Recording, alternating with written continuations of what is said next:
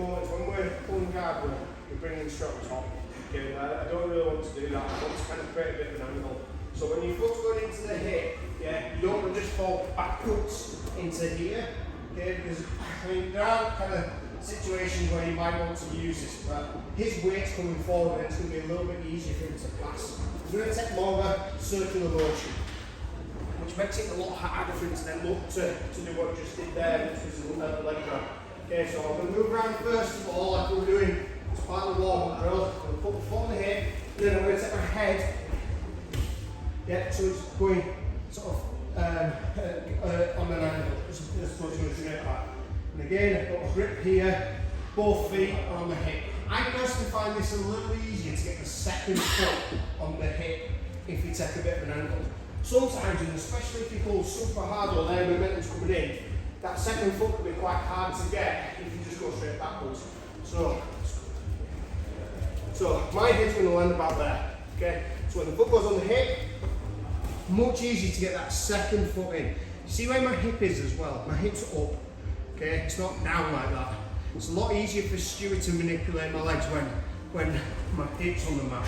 Okay, so I always want my feet in the hips, but my hip in the air. Okay, so now it's a little bit harder. It's much easier to lift him up, yeah, to then start spinning him and going into arm bars and stuff like that. Spin him! He thought that off, did he? Like, you get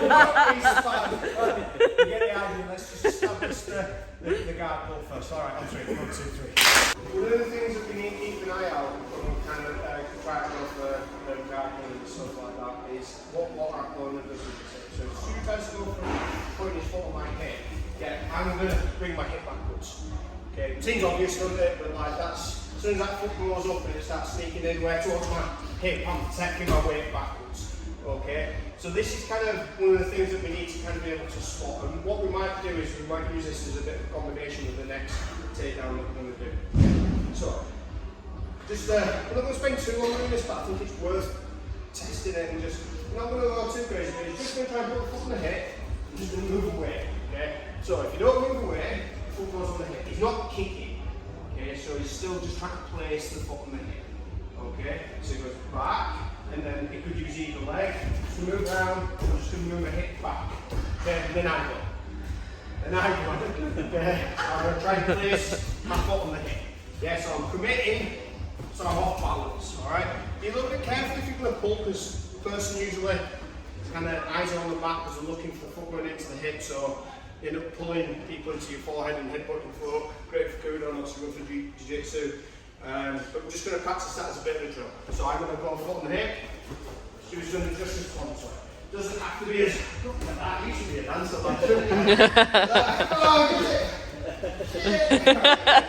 Up to you when you choose to dance or not.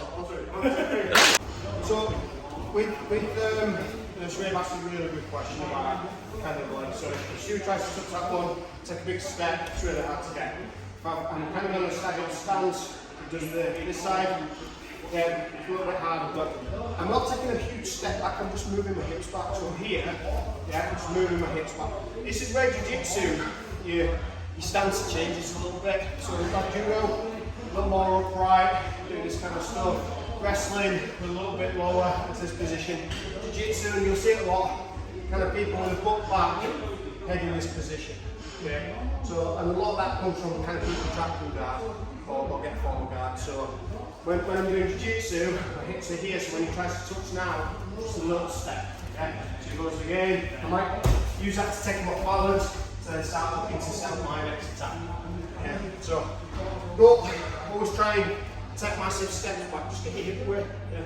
Dead simple. If you can't attach to your hip, you can't pull down.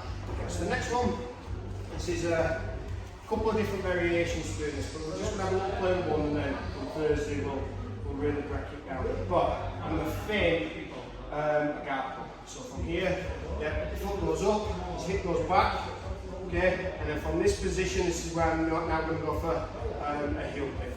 Alright, so if you've got the collar, the sleeve grip, just lift up a little bit, just got a bit of space. If I need to, I'll just snap that down. I'm going to change level, I'm going to pull to the outside, and I'm going to take my head on the outside as well, grabbing the heel. just to the heel pick. So again, foot goes in. So this time it's gone the opposite way, so I might need to change my grip slightly, but I'm still going to do the exact same. Go to a single, or go to the other side. So go to here, you can cross grip, and then from this position, this is going to punch over the shoulder. So when you have a little play, just that heel pick. Hand variation we'll focus on a little bit on Thursday. Everyone who's just pulled guard, yeah, that's how I perform. So we're Jason anyway, so we'll be all good. But yeah, just having a play, getting that heel pick. But it's from that feint. Yeah, so feint, up to there, his hip goes back, and from this position, yeah, just go for that heel pick. And then we'll really break down the different grips and different heel picks. Here we go. 1, 2, 3.